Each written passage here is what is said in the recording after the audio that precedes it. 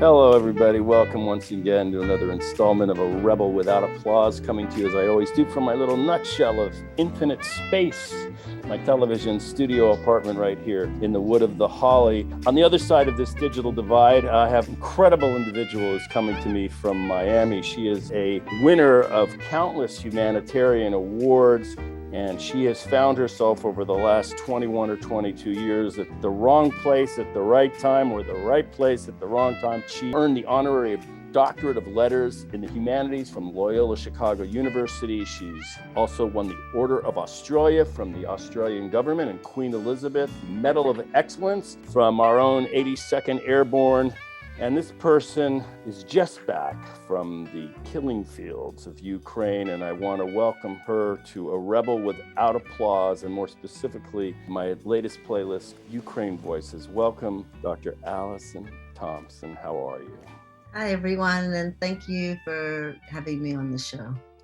Well, frankly, it's my privilege and anybody's privilege who gets a chance to watch this. I mean, I'm sitting here in the absolute comfort of my life in the Hollywood Hills, the Hollywood sign right above my head. I'm just in this cocoon of safety, and you have been where the action is in this latest historical moment, and you seem to find them. So firstly, just congratulations on your incredible work. And since you're just back from Ukraine after, I guess, since this catastrophe began, simply, how are you? I'm good.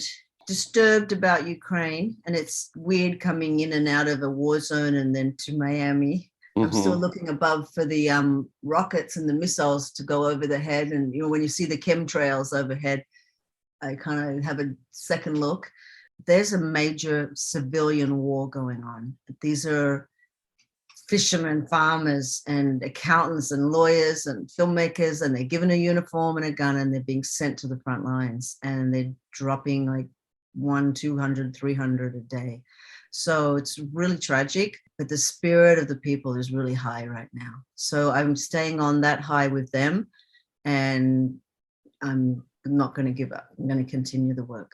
A lot of people in America, we hear it in our politics all the time about fighting for freedom, but it's generally in a kind of metaphorical way. But you're in a place where there's a real fight for real freedom over real territory and a real culture that's at risk here.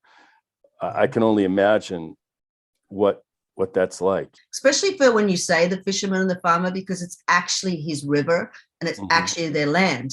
And the spirit of the whole world coming together and like pushing love and aid and all the help, you really feel it over there. But then you, on the other side, you have the 18, 20-year-old Russian kids that are fighting, but it's not their land. So it's a different heart. They're not as fighting as hard, and they don't have the backing of all the mums and all the people sending food and all the new shoes and socks and all the things that on that side. So I kind of feel for that side as well, because especially to the younger kids, when our troops capture the Russians, they keep the captains and the higher up ranks. But then they take the guns and everything from the Russian kids, and then they send them back, and they send them back to walk back to Russia. And then hours later, so many of them are coming back, and they said, we've seen the atrocities, it's so bad, and they want to switch sides. And they've actually joined the Ukraine military. I mean, they keep an eye on them in case they're spies and that, but it's really amazing to see that, and it's happening in hundreds and hundreds and thousands of the Russians. As you describe that, I think back to, now I'm not that old, but in 1917, when the Tsar's Russian army was facing the Germans on the Eastern Front, and they famously, as Lenin said, voted with their feet and left the war. They simply walked away and returned to their home. And guess what happened? There was a revolution called the Russian Revolution. I thought that was a distinct possibility, in Ukraine now, that, as you sort of described, that these Russian soldiers that are essentially cannon fodder for one man's outsized imperialist czarist ambitions might do the same thing. Is that something you've observed? Is that a possibility? I haven't observed it, but our troops on the very, very front lines have observed it. I have a lot of the Russians are just heading back to Russia. So that's a lot of them, but then there's still a lot that have come in from all these other countries to fight, from ISIS and Al Qaeda and certain Syrians, and they're just coming in for the fight, but they're coming in from 52 countries, for both sides. So then it gets more complicated because they're being paid and they're there for the money. Mm-hmm. So, but for the younger Russian troops who are, they are connected to the world, they know the internet, as opposed to the old ones that are only listening to the disinformation or the propaganda. They know what's going on, and so those ones are walking. Are you seeing a lot of Americans there? There are so many veterans on the ground. I mean, I'm talking about 20,000 plus. There's a lot of veterans that have joined the fight, or they are teaching combat tactical. We teach combat medics to save lives. If they blow their arm off, they put a tourniquet on, and that they'll lose their arm or their leg, but they'll still be alive. So all the basics of it's called TCCC, and it's how to grab them from the red zone. So a lot of the troops are training tactical, or some medics as well. But then after a while, they want to get into the fight. So I find that over the last 2 months, they're leaving to go to the front lines, and they're right up the front lines, and they're actually leading groups of Ukrainian civilian soldiers, which they really need the help and they need the guidance. So there's so many UK soldiers, USA soldiers, Canadian soldiers, but also from 52 countries. It's just amazing. And is there a unity of command and leadership over them, or are they all just sort of like... Yeah, they have to sign a contract and they get paid. So they're kind of more called mercenaries. If you don't sign the contract, you're just a volunteer. So there's a volunteer, humanitarians, and then there's the humanitarian under contract. They sign a contract, but the organization isn't too put together over in Ukraine, and they're some of them are running around all over the place. A lot of them are from Afghanistan that were originally in Afghanistan war, and they were so shocked by the sudden, they had to leave suddenly. So they were so anxious, and so they've come back because they haven't finished their story yet. So there's so many out there, and they're giving us protection, and then they're on the front lines. I'm surprised a lot more of them haven't been killed yet. I haven't heard that on the news. I'm not hearing about American fatalities in Ukraine. Doesn't mean they're not happening, but I don't know. And they send me every few minutes texts and videos from the very front. It's interesting because in a war, the communications gets taken out. But Elon Musk put the Starlink above. So on the very front lines, you can get WhatsApp, Facebook, text, and everything. We try to stick with Signal so the Russians can't track us because it's encrypted. But when we're back away from the front lines in Odessa and that, you can use everything. And so it's so interesting. And there's a cyber war. There's a ground war, but the cyber war is interesting. And Ukraine is winning the cyber war because they're really good at hacking or whatever they do. So that's an interesting part of the war as well. I don't like to talk about war like people talk about the sports page, but the basic sort of nature of it, it feels to me, whereas like in World War II, you had armies clashing on, wide frontiers. This strikes me as an artillery battle over long distances where maybe the soldiers aren't seeing their enemies, but that's a misconception, but that's the conception I get. No, it's both. There's artillery and everything, but there are clashes, brutal clashes on the front lines, especially up in Donbass region, but also down in Kherson. So it's a mixture of both, but you don't see a lot of that because a lot of the Ukraine soldiers too don't want video or photo of their face or anything because the Russians are doing a lot of strange things. Like during the first few months, one of our US Marines veterans who's protecting us, he got an email that looked so real that his sister had died, and it was her funeral. It was what's it called when the epitaph, all of the funeral details, and he started crying and he was freaking out. But it was fake. The Russians are doing that to all the volunteers and the soldiers and telling them their parents have died or their brother or sister died and all sort of stupid things like that. So that's what they did to Hillary Clinton's campaign during the 2016 campaign. So they've had some practice at, sending what they call phishing. Yeah. And I really believe all the disinformation we've gone through, since 2020 and everything that's gone through with the politics, all that disinformation came straight from Putin. All those tricks about taking the post office things away and disinformation and doing this and doing that, it's come straight from him and it's infiltrated America. This war started February 26th, took some people by relative surprise. How long did it take you to get there? And when did you feel like you could be useful and needed? And I was there that first week. I just knew I had the skills and I could do something. And I often say that if you have love for humanity and your compassion, that the whole world is one country. So I just knew I had to get there. I knew that we had the skills to be able to teach them, the civilians. Well, first of all, it was started off with extracting orphans, special needs orphans that were already adopted to American parents. And usually the extraction is 48 hours. And we went with a group called Exodus, who are amazing. And they've been working there since 2014. They're Americans.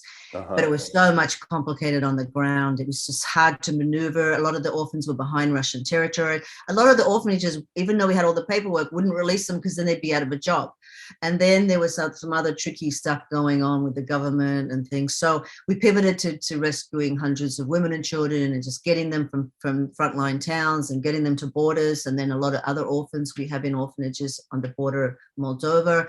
And then we saw this great need because people don't even know CPR or basic things over there. So we started to train in the underground bomb shelters with the volunteer aid workers because they're getting blown up. They're targeting the aid centers, the hospitals and the schools, just like we saw in the Syrian crisis. So we just started training in the bomb shelters, and then they started training the trainer, and it went from there. And then we were invited to the Coast Guard and the military, and then we got the official word that they wanted us to start training all the soldiers. So it kind of merged into, we look for the gaps, and when there's a gap, we jump in. Now, so we kept finding gaps. The pronoun I'm hearing is we, but we is a more specific meaning. It's the third wave volunteers. And it's a real organization, correct? Yes, Third Wave Volunteers nonprofit from Florida. I started as a first responder in September 11th, New York, 2001.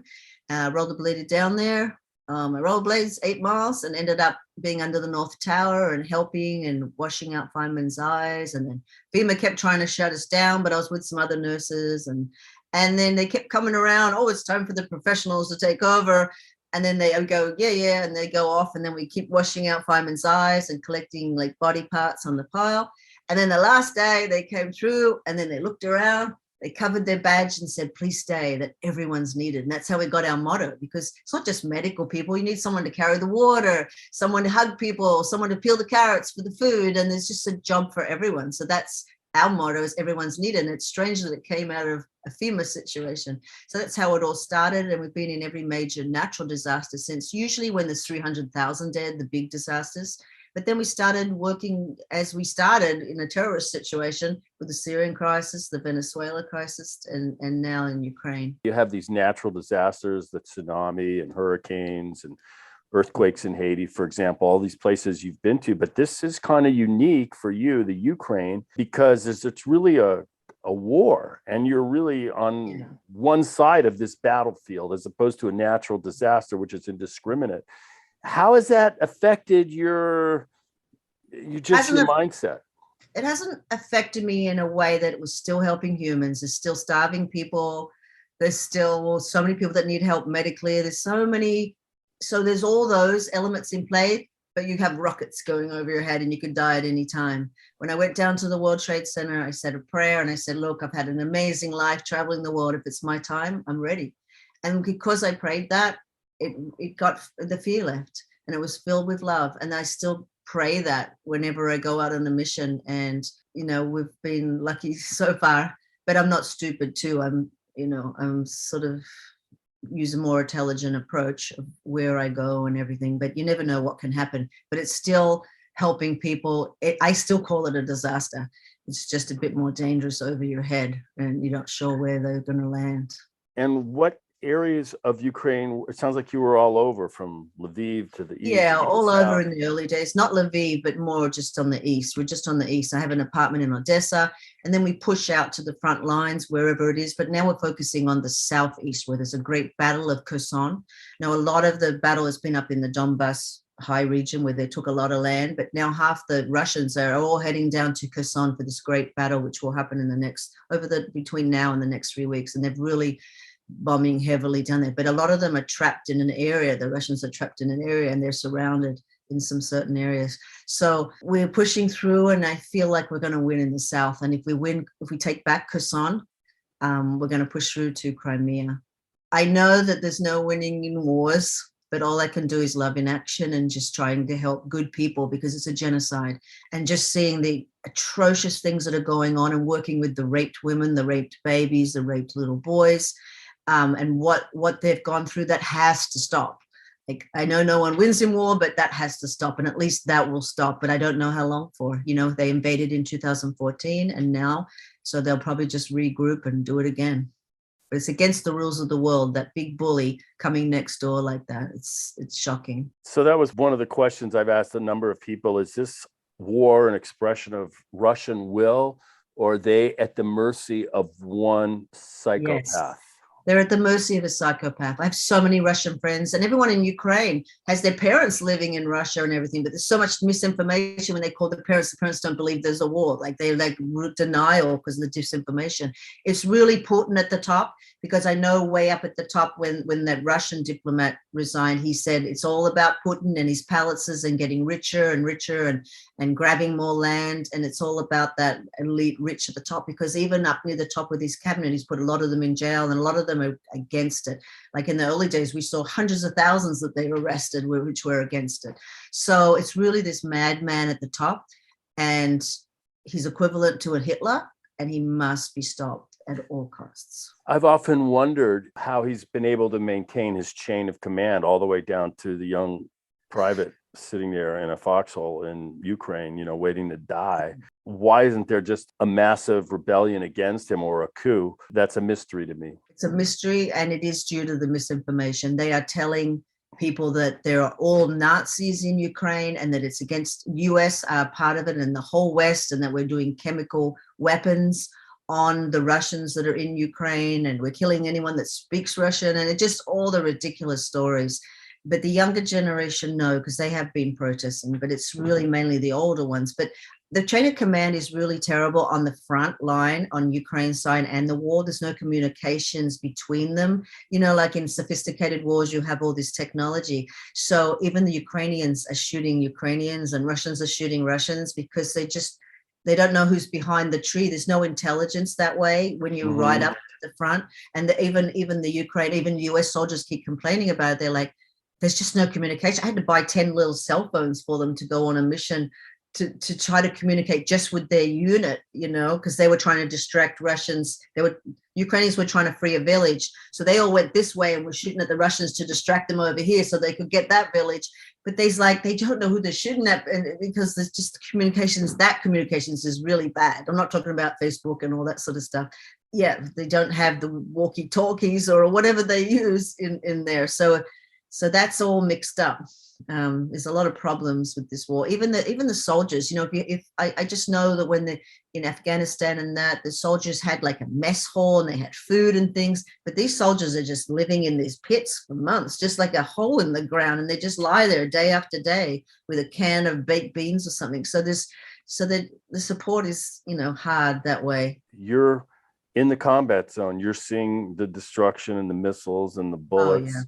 Yeah, even in Odessa, the apartment, we have so many rockets that go over, and then they shoot it down, but it lands on people's apartments. Like Easter, we raced.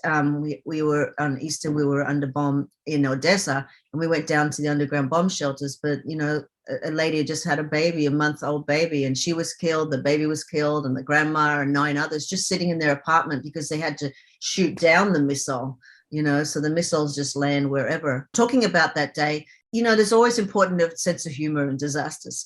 And so we're rushing down an underground, and there was a nightclub that was turned into an aid center, and we're racing down. It was dark, and we get downstairs, and one of the volunteers says, "Have you looked where we are?" And then I go, "Oh, it was one of those sex dungeons, and there were whips and dildos." I saw that, the photo. And there was a little kid sitting on the seat where the legs are apart playing a video game, and it was so surreal. But we just started laughing, and it took the tension away from what happened above. So the sense of humor is one of the most important things out of the field. Another thing, I'm only guessing. I personally, I feel fortunate that I have never been in a war. I've not been scarred by that kind of conflict, but it seems like the sense of camaraderie and the connections and the companions and friendships that you make must rise to a different level of intensity than they do here in civilian life. Absolutely. the camaraderie and just the trust between us all. And I feel it in all the cities and the towns and the country. Like everybody's just focused on the war. I'm going to make vests, flak jacket vests, and I'm going to do this, I'm going to do that. And volunteers driving people around, and you just feel it. And we feel so close to everyone. That's why it's hard when we're training the troops and we only get them for 4 or 5 days, then on the front lines.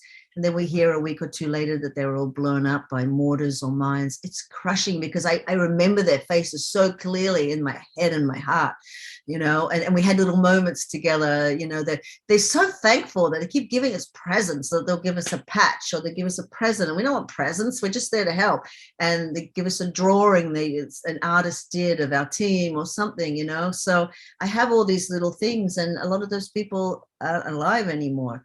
That's a real tragic part because they have wives and kids and everything. And just knowing them so closely, even for that shorter time, it's tragic. So, when I read yahoo.com or just trying to collect the news, I hear about the Russian fatalities, but honestly, the news that comes back about what the Ukraine people are suffering is unclear. It's almost, I don't really get the sense of the price they're paying in blood for their country right now. When a disaster happens, you always think, they say it's 500 dead or 1,000, but then it ends up being sometimes 300,000, And there's so many graves everywhere because the Russians move into a town, they strip everyone down, and then they kill anyone with a tattoo. Because in the old days, if you had a tattoo, that means you were military, way back in the day. So they'll kill that, and then they may kill in a village, as in they did in Butcher and stuff, everyone that's under the age of 50. They do certain things like that. So there are so many more dying. So they're not giving the accurate numbers because they just don't know. And then they're just coming off to town after town of recaptured villages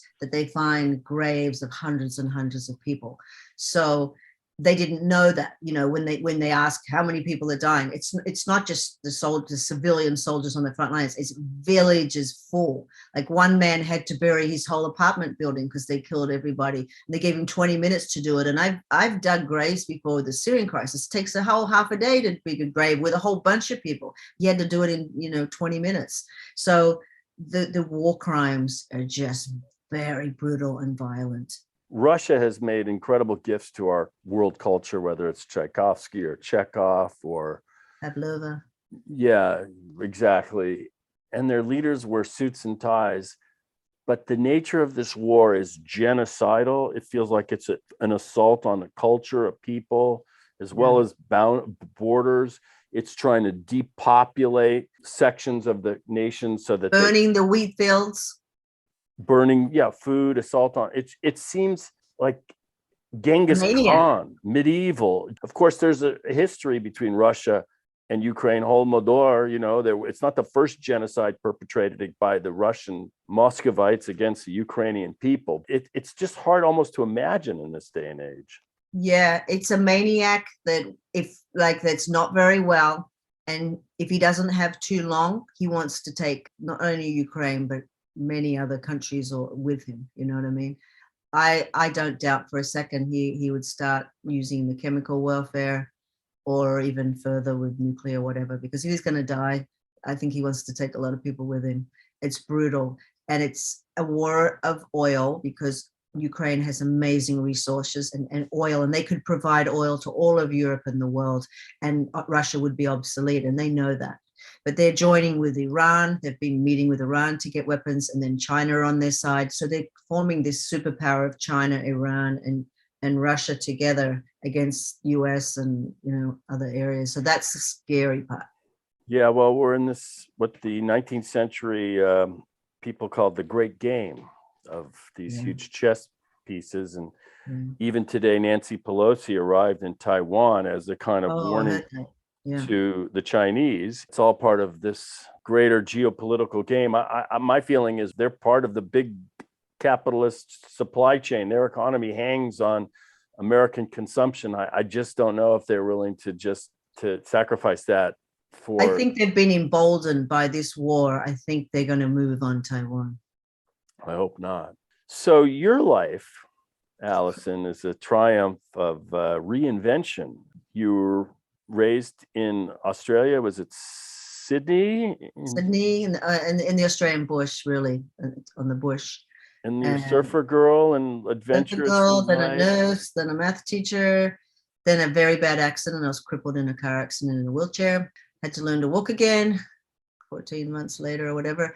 Then just started a new life in America. And I had the most amazing experience since. Worked on Wall Street, done lots of different things. I don't have OCD or whatever it's called, but I just follow the road less traveled, and new roads open up, and I just follow that road. And the humanitarian has been the most rewarding in the sense of all the skills you've done your whole life lead up to that. So you can do a little bit of filmmaking there and send it back to raise some money. You can teach the kids, they can nurse, and they can help run the hospital, use my skills on Wall Street to raise some money to pay for the new school. So it's a combination of everything really that you've done your whole life. And I found that teachers and mums are really good at running the camps, running refugee camps and disasters, because they're just like, you can't think too far ahead in the intelligence of how am I going to rebuild this village. It's like, okay, what do we need? Food and shelter and medicine. And so, I remember 2 hours back that way. They can go and get some sacks of rice and get this, and you just start to plan and build upon it.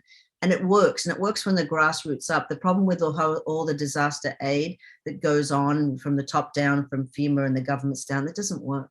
You land in, say, Puerto Rico, they have Rotary, Lions Club, everything's in place, so we tapped into them because they know their land, and we give them strength and aid and 100 containers.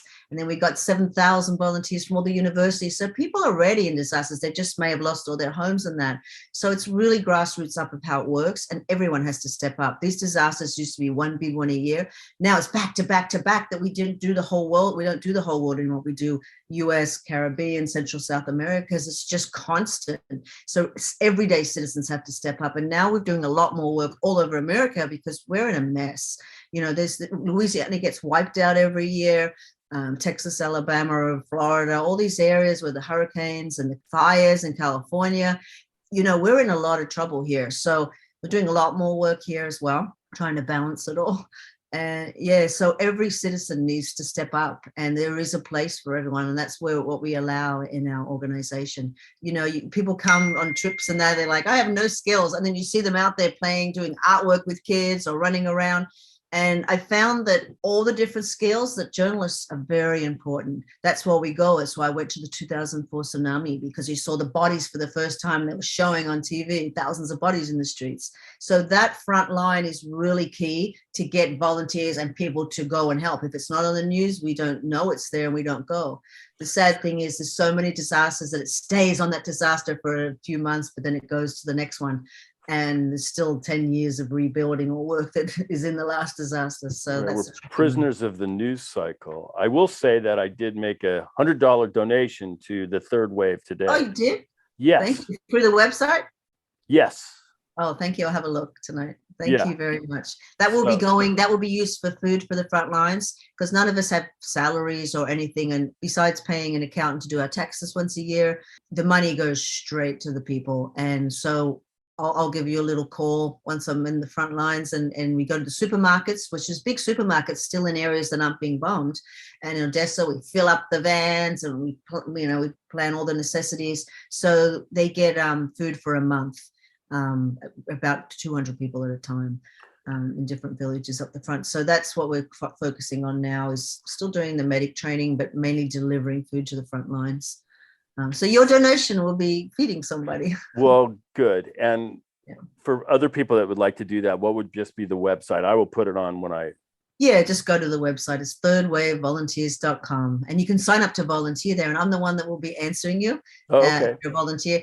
Usually answer them straight away as they come in, but it's taking me a week or so because we're so busy right now. We've still got missions in Bahamas and Haiti and all over the place. So from disasters of... Now, how many of these people of the third wave are in Ukraine right now? Altogether, we have 30,000 volunteers, but obviously I can't take that many to Ukraine. So on the grounds of local workers, we have about 35 in place that do different missions for us. But we were taking in, our people. But soon we'll halt that, and it's hurricane season, so we need to focus. But we've got a really good, trustworthy system now. So I send it to the women that I trust over there. They go shopping, they show me the receipt, they show me the video and photos of the front line. And that's how it works, the accountability. They see where it all goes and they get a thank you. You send it off to a lot of the larger orgs and they have to raise 100 million before they leave their front door. You know, they have to pay for so much overhead and their first class tickets and the $1 million salaries and that. So I'm always a big fan of donate to smaller groups or church groups, or you know what, if you ever raise like big amount, not talking about the war, but say it's a disaster, Puerto Rico or somewhere here, get on a plane and go, and don't just send the money off. You can find an orphanage or somewhere that needs something bought, deliver it yourself. And that's how it really works. And that's how you know the money's going to the right spot. But sending it off blind to these big organizations, I'm not a fan of. And I've seen the wastage. I could write 10 books about it. You know, the $500 night hotels, et cetera, and the waste of money.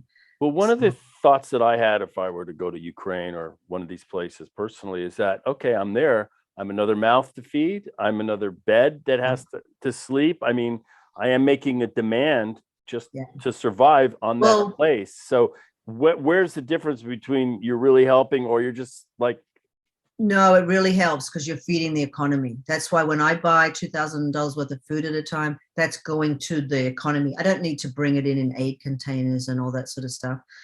You're feeding the economy. But my decision to go this trip alone is because, you know, the money from the other people, like if I'm paying for some other volunteers for their plane ticket or whatever, I want to use that money for food. And that's why we're not going to continue to keep going, because I have a great team on the ground who live there and local, so we can send that money, because I don't want to waste that. In Haiti, you'd see these groups come from Michigan and there'd be 30 of them and it's a $2,500 ticket and you times that by 30 and all the stuff, and they arrive and they're building a church or a school or something. But I really don't like that. I was all about send two people, builders, and teach the locals, and all that money could be used on the ground for materials and things like that. So it's a balance, and it depends which. But I really needed to take those 20 doctors and nurses the very first trip, because we were told we were getting those 24 special needs, and each one had a broken femur or they needed very heavy meds every 2 hours or feeding tubes. So I needed really experienced people on that trip. But then I found out, I'm not found out, but through experience of taking women. We really enjoyed taking women on this trip because we got into a lot of secret places and people trusted us all over. And whenever we had guys with us, they were, you know, against the wall with a gun to their head, are you a spy? They were always suspicious of the men, but not the women for some reason. So in the end, I ended up only taking women and nurses and doctors and medics who were women, but also because we're working with the rape victims and we can't bring any men around the rape victims because they're so traumatized. I'm sure you've been asked this so much because, you know, you hear about it with soldiers and post-traumatic, and, you know, you're confronted with so much destruction, and now you're in this pristine environment in Miami, and like, is it all about compartmentalization? How do you process it? It took me a long time to sort of get to this point after September 11th. Being present, just being present, you know. I'm working with a rape victim right now, and it's quite tragic. And then in the afternoon, I'm picking up some bodies. And then the next day, I'm having lunch with my girlfriend. So just being really present in that moment. But another thing that really helps me is watching America's Got Talent and The Voice and all that, just the beautiful singing and the golden buzzer moments. I don't know, it really heals me, and just listening to amazing music. It's very healing. So that's another kind of not trick I use, but I have to stay present because I can't be dwelling on all the things I saw in the past and too far in the future. I have to be present right now, like we're having a nice time here. And that's what works. It really does. And I think just it spills over into relationships and all sorts of other things as well. And it really, really lifts up your life in such a good way. So I know it's hard to do, but as you practice and you get better and better at it, and it works. No, sometimes, you know, I've read about this with journalists that cover wars, and maybe even some soldiers, that they get sort of addicted to the adrenaline, and their life has so much more meaning in these pressurized life or death situations, war, tragedy, disasters, and the domestic quiet part of their existence very often feels empty and meaningless. Is that something that you've had to deal with? No, actually. It's not adrenaline for me. I just know that I have skills, some skills that a lot of people have, not anything amazing or anything. I just have these skills and I really know that I can use them and I can really help people. And then it goes back to that love and love in action. So I'm not addicted to the adrenaline or anything like that. I just I just know I can use these skills rather than just sitting around at home, going shopping or doing something else. So I value my time that I'm doing this, but I also value being back home with my husband and my dog. There's a balance in life. I understand what you're saying, and I understand more being in this war, what the soldiers go through, because the sirens are going off every 5 minutes, and then the rockets and all that sort of stuff, and it's so intense in the field, and they get home, and it's like there's the mall, and what do you do, and what do? They just don't fit back in, and I kind of understanding that more being in this war. But for myself, it's just I just know I can help, and even if it just means giving people a hug, because sometimes we just don't have anything else but a hug, and then they just cry in our arms. And what I do is I hug people. That's our main thing. It was hard during COVID because our main thing is hugging, so I couldn't hug. But when I hug people, there's a general hug you give, and then people go to release, but I don't let them release. I hold them even tighter, and you wait for that, sometimes a few seconds or a few minutes, and then they collapse just into your arms, and then they let go and they just cry.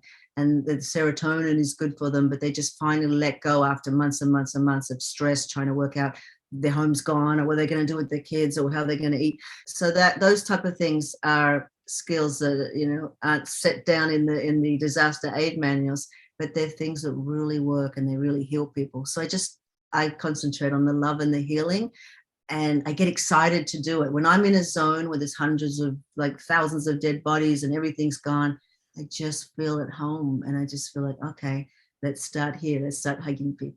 And it really does. I'm getting excited right now about the possibility of an extended hug from Yeah, here we go. a third wave volunteer. I'm digging it. I'm all over it. But via Zoom. Now, you mentioned two other important characters in your life, your dog and your husband. I don't know in which order, but how do they deal with this? Well, just the nervousness just walked in the door in a war zone and your absence. How is that working for you? I used to go off and go to a disaster and I come back 4 or 5 years later. So I've had to learn to balance life and go off for like a couple of weeks and come back for a week and balance. And he's been very understanding and amazing about it. And yeah, it's hard to explain, but there's a balance. I get out in the field, all my love is taken. I get so squeezed out like a toothbrush, or what is it called, the toothpaste, squeezed out. I have nothing left to give. And sometimes I get home and my friends call me, oh, I got this problem, I got the problem. I'm all squeezed out, I got nothing left. But then I get filled up by them. They fill me up with unconditional love, and then I'm like ready to give love to other people. Well, I hope your tank is getting refilled while you're here. I'm filled. Yeah, it's You're not spilling over yet. I think there's more. If you've just been here a few days, you've probably got a bigger tank. No, I'm more ready. Ready to go back? Give some love. Yeah. So when you go back, I mean, the character of the war is changing. I mean, yeah. You mentioned you were optimistic about the outcome. Yeah. Why? It's a feeling you're there with the spirit of the people and all of it, and you feel the world behind us, because I'm part of it. You feel the world's love. And I always say that we're loving Putin to death. And people online go, what are you talking about? We got to kill him with a gun, and that love's not going to work. And I'm like, you don't understand. It's like, because the world is loving and getting behind Ukraine, it's supporting with weapons and food and all sorts of things, and taking in refugees to care for them and that. So that is why I believe they will win. It's that killing Putin with love and pushing in from the love from the world. Well, of course, that idea was expressed by Gandhi, first in South Africa and later in India. He was an ambulance driver, I love that fact. aid in the Boer War and also in World War I. Yeah. So there is a nonviolent example. I've often thought, what is the nonviolent alternative to the remedy for this conflict? Normally, I've studied Gandhi. The idea was will use a nonviolent discipline to confront segregation or some other tyranny or injustice. But when you're confronted with a genocidal, all-out assault, the nonviolent response comes up short for me. And that's part of the struggle I've had just with this whole thing. Yeah, and I guess, I think about Putin. He wasn't really loved when he was younger. Something went wrong. Something major went wrong. Yeah. It's hard to talk about, but I just know I have to focus on what I can do and love. And I know love wins in the end because I've experienced it in village after village all over the world, and it does win in the end. So I don't know. That's all I have to say about it. I can't, predict the future, but there's a lot of love right now in Ukraine, and I feel it, and I feel the spirit of the world pushing hard. So that's and I feel it across our little digital divide coming from the newest friend I have on earth. Let's stay in touch because I can give you a little call from when I get back. We can make this a series. I often think, what can I do? Keep the story alive. Yeah, like we're dealing with short attention spans in the media, in our own lives. And I feel like this is not a 2-week story. It's not a 6-month story. I'm not sure how long it's going to be, but it needs our attention because this is the front for freedom and territorial integrity and rule of law. And also we're dealing with some of these issues, obviously, within our own borders in America. I don't need to expand on that. They're self-evident, but still it's manifest right on those wheat fields of Eastern Ukraine, this struggle, and doctors and PhD students and fishermen and farmers that are called to action in ways that I've never witnessed or experienced within my own lifetime, certainly within my own country, so. Yeah. It's hard to imagine the Canadians invading us, and then the front is maybe New York. And it's just, when I tell people about it, I try to use that example because Ukraine is beautiful, and the resources and the land and sunflowers going for like 20 miles. It's just gorgeous place. And then just bomb, and the most beautiful Byzantine churches, like with Michelangelo type drawings, and they're just being destroyed and buried. So not only is there a people under assault, a nation's political and geographical boundaries under assault, but something more delicate and beautiful that I've seen in the course of my Ukraine Voices show, a culture. A culture. That's, has the winds of time have blown across it from Western Europe, from Russia, from the South, from Byzantium, from the Tartars, from the Mongols. There's this culture there that's also at risk. And I just trying to champion it in the small way that I can through this podcast. No, it's amazing. You got to keep the story alive. And just on that culture thing, the most beautiful opera house in Europe is in Odessa. And it's gorgeous, and it's barricaded, and there's mines all around because they're really trying to protect that. But if a missile hits, they can't protect from that way. Well, they can hit it down. But even when you go down to the beaches are all mined. Mm-hmm.